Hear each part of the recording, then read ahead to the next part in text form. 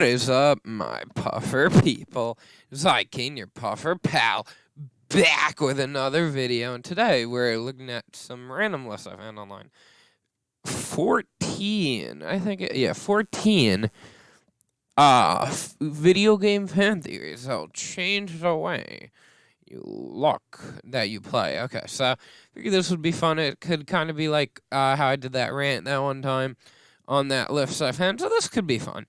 I might not know all these games, but, I figure I'll read them. I'll say whether they're convincing, and I might debunk them. Okay. Limbo is one boy's punishment for killing his sister. Never heard of it. Considering the name of the game, there have been several theories that Limbo may actually be some sort of purgatory for the young boy protagonist. Makes sense.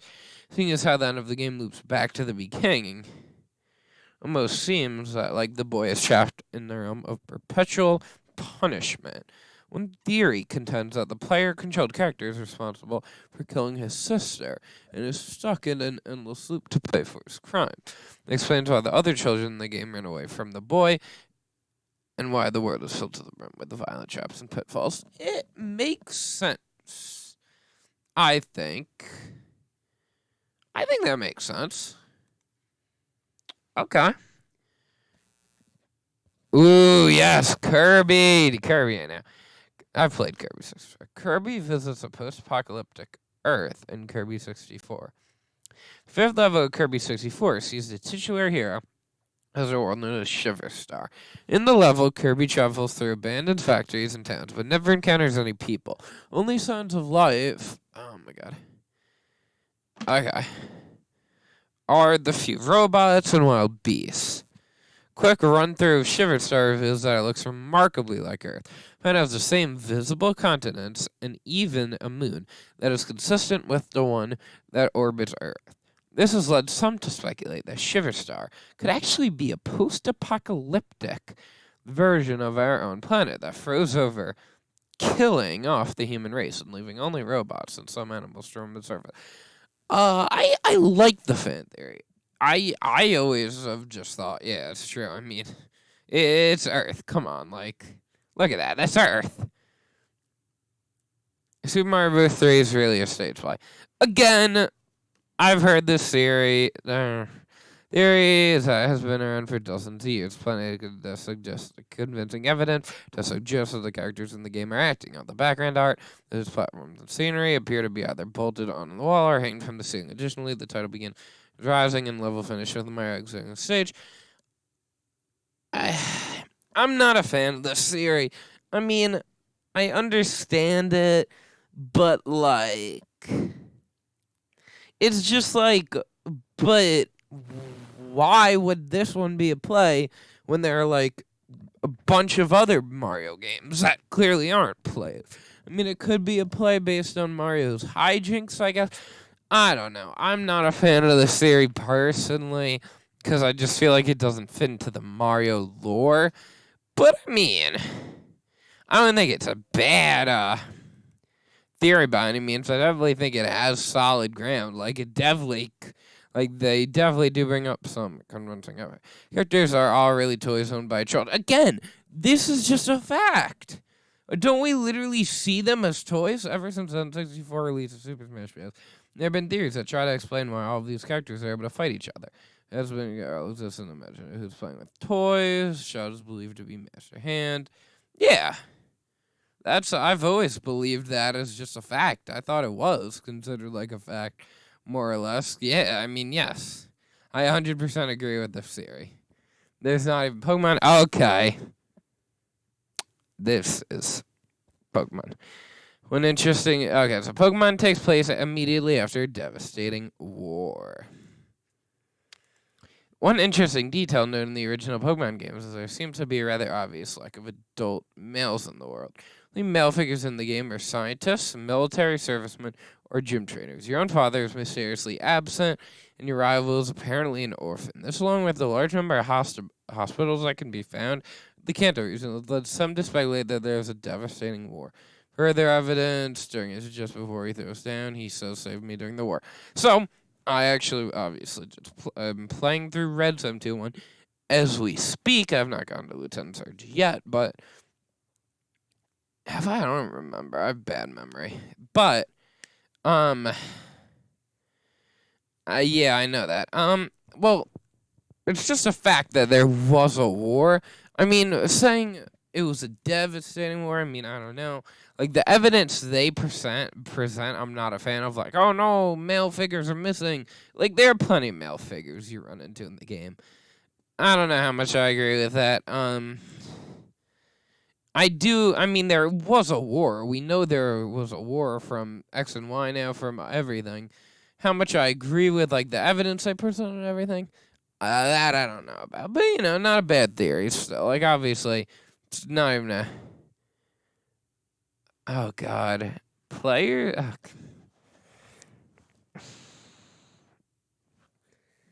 You guys can read that on your own, right? You see what that says? Healing, drinking vials of blood? The evidence comes from the fact that the vials are exclusively handed out by woman handing over blood when she becomes pregnant. None of the older characters carry vials. Additionally, much of the game takes place in Nightmare Mantis, the name of which closer is what? Oh my god, this is weird. Sure, totally. I mean, the evidence they present is technically good, but no. Cool. Okay, majority. Okay. Metaphor for the stages of grief. Once again, I have heard this theory, and I'm a big fan of this theory. Ever since the release of The Legend of Zelda Majora's Mask, people have been spinning theories to help explain the game's rather bizarre content. One leading theory posits that the entire game is a metaphor for a state of grief that Link experiences after he loses his friend Navi at the beginning of the story. Initially, the residents of Clocktown are in complete denial, and they refuse to believe that the moon is about to come crashing down on them. Anger is demonstrated by the Deku King, who punishes an innocent monkey in his rage. The stage of bargaining can be observed in Snowhead when a Goron hero tries to convince Link to bring him back to life. Meanwhile, in the Great Bay, the Zoran Lulu is deeply depressed and has isolated herself from the rest of her tribe. In the final stage, sees Link accept his own flaws, leaving behind the mask he has collected throughout his adventures.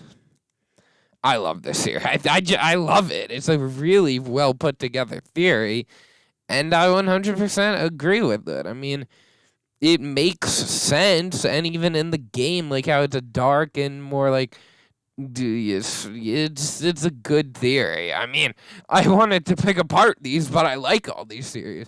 Like most of these are good. Yukok. And they ruined it. Okay, the Pokemon series really deals with the issue of the creature actually dying. When a Pokemon goes in battle, the game usually lets play another beloved companion is fainted. However, Pokedeath definitely still occurs. Pokemon Red and Blue feature a cemetery dedicated only to the Pokemon monsters. Here, contends that Gary's Eradicate is killed by the player midway through the game, following a battle on the SSN, where Gary does not have access to a Pokemon Center to heal his fighters. His Eradicate seemingly disappears. The creature isn't present in any future battles, and your rival is encountered not long after at the Pokemon Cemetery. I mean, I know it makes sense as a theory. I'm not a fan of this theory. I think like it's all just a bunch of coincidences. I think people are looking too deep into that kind of like you could say, oh, but no, it's clearly on purpose. Yeah, but is it? I mean, again, remember? I mean, I know like the whole thing is like Lavender Town is messed up, but it's still a kid's game. I don't even think they would hint at that. I don't know. It's like Raticate is a weak mon. He could have just dished it. Like, and that goes with the Gary character, too. So it's not like it wouldn't be like Gary to just ditch Eradicate. And I mean, I feel like if we actually killed his Eradicate, I feel like he would say something. I feel like he would have been like, you killed my Eradicate, I'm going to kill your face now. And then he would murder us instead of just battling us. Like, I'm not a fan of this theory. I don't think it works in the context of it. And his Eradicate didn't die. Come on. It didn't die.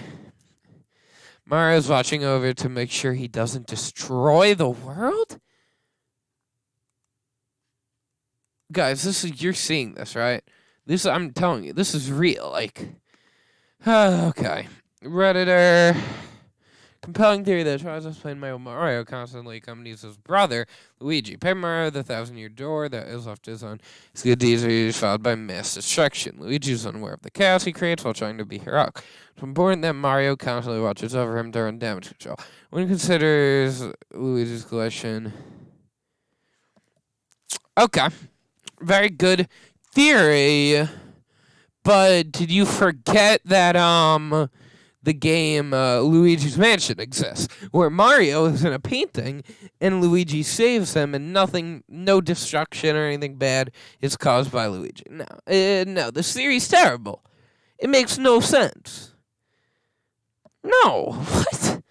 I'm trying to actually reasonably think how someone could come up with this theory. I can't. It's a really bad theory, and I'm sorry to whoever came up with it. Again, this isn't a video to hate. This is just a fun video for me to critique theories. It just doesn't make sense. There's Luigi's Mansion. Mario is missing. Some of you, I bet, don't know that game. But it's another game where Luigi saves Mario, and Mario, and nothing bad happens.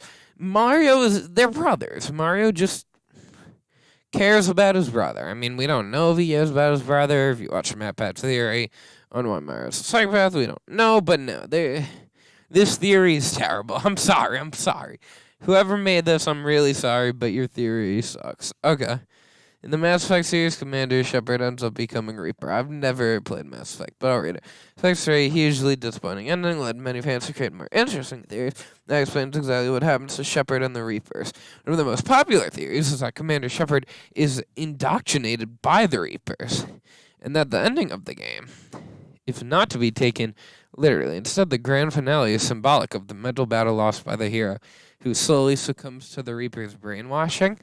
In the Mass Effect universe, pretty much anyone who spends a certain amount of time with the Reapers and their technology becomes indoctrinated. Shepard is constantly in close proximity to Reaper equipment. Player can hear scraping sounds during the commander's hallucinatory dream, common side effect of the process, and Shepard is the only one who can see the small child that appears in the series' final installment. Sounds pretty good. Animal Crossing. Oh. Dude, what? Oh my god.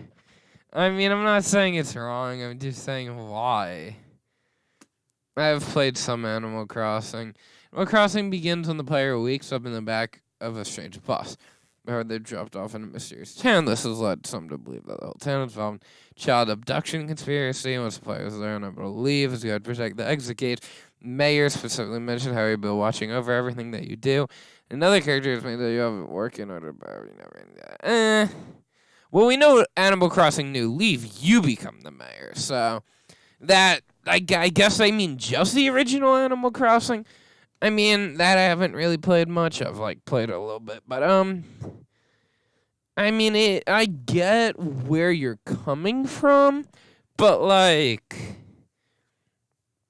I mean, it's just a fun game. It's not... No, you're not in a cult. You're just visiting. You're just going to a town. I do like some theories, right? But some theories are just people looking way too far into things.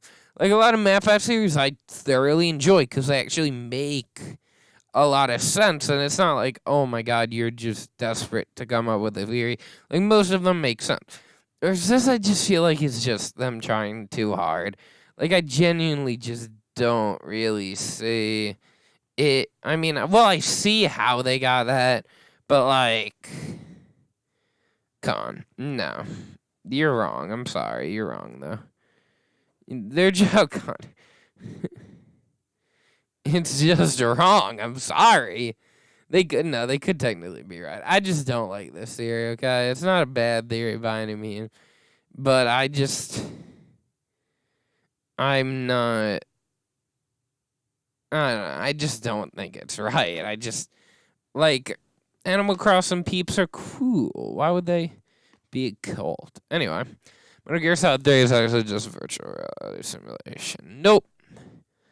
Okay, a theory that Metal Gear has captured the imagine is that the entire game is just a series of simulations. At the start of the game, Ig mistakenly calls the virtual mission, which possibly hints at the true nature of the venture. The rest of the evidence comes in the form of time paradox. The player chooses to kill characters who appear in the franchise's later installments, whose time paradox flashes across the screen. It argues that the simulation pulls Snake out whenever he does something that doesn't align with the franchise's historical lore.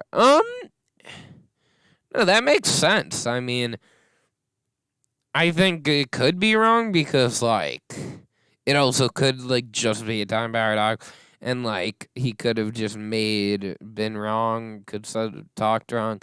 And, like, I feel like there's a high chance it isn't because, like,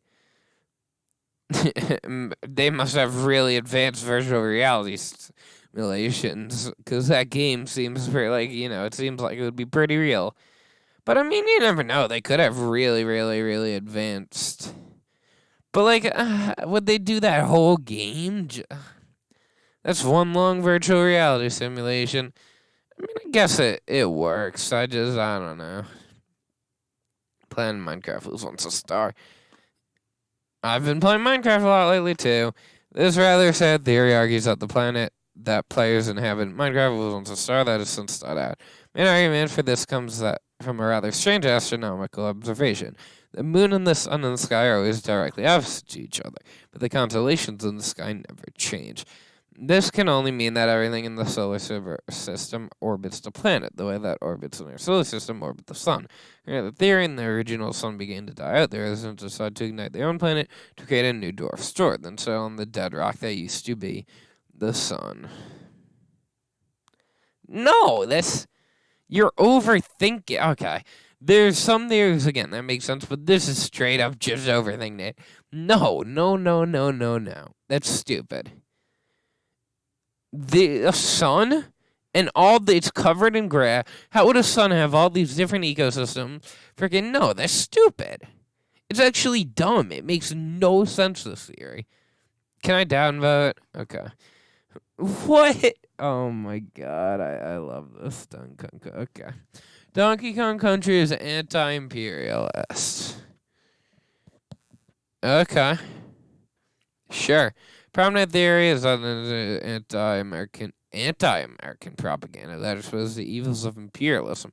The game features some obvious references to the United States, such as the militaristic enemies, the oil-based levels, so just can't get rulers, turning the land into a giant chilling field. But there are also more subtle pieces of evidence.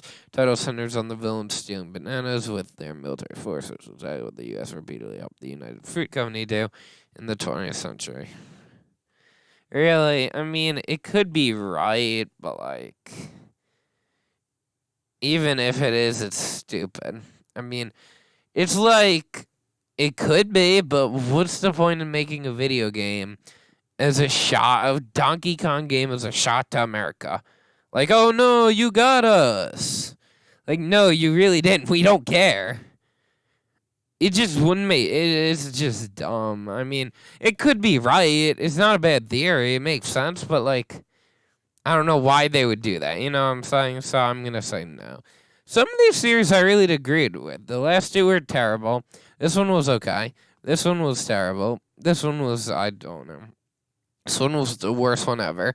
But this one I don't agree with. This one was really good. I love that one. That one, ignore. That one is just right. That one's right. That one's probably right, honestly. That one's right, and this one's probably right. It sounds good. So yeah, most of these series were actually better than I expected. If you want to see me do this again, maybe if you want to send in your own fan theories that you have, and I could maybe take a look and see if I agree with them. Maybe I could debunk them. If you do try to make them about games I would know, mostly Nintendo games, I played a little, like, Overwatch, Death Road to Canada, lit game, no, okay. Even maybe I'll do some research on the game before it if you do send in a theory. I doubt anyone will, but I hope you guys enjoyed. Until next time, my puffer people, stay puff.